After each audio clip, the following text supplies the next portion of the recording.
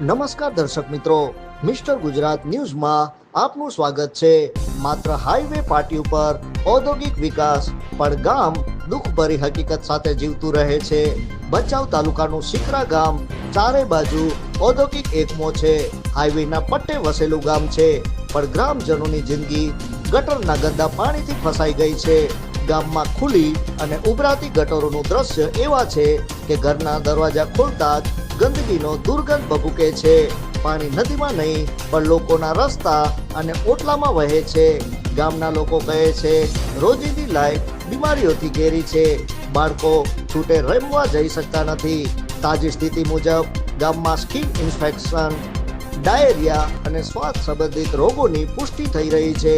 તંત્રને અનેકવાર રજૂઆત છતાં પરિણામ શૂન્ય। સકીરા ગામના લોકો કેટલીક વાર રજૂઆત કરે અને હવે કેટલાક દર્દીઓ પછી તંત્ર જાગશે।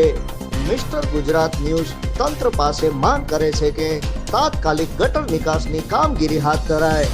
ગ્રામજનો આરોગ્યને મોરચે ન મુકાય। ઔદ્યોગિક વિસ્તાર હોવા છતાં બેફામ બેદરકારી બંધ થાય। વધુ સમાચાર અને લોકોની જીભેથી સચોટ હકીકત જોવા માટે જોતા રહો મિસ્ટર ગુજરાત ન્યૂઝ। સત્યતાની સાથે સ્પષ્ટ વાત।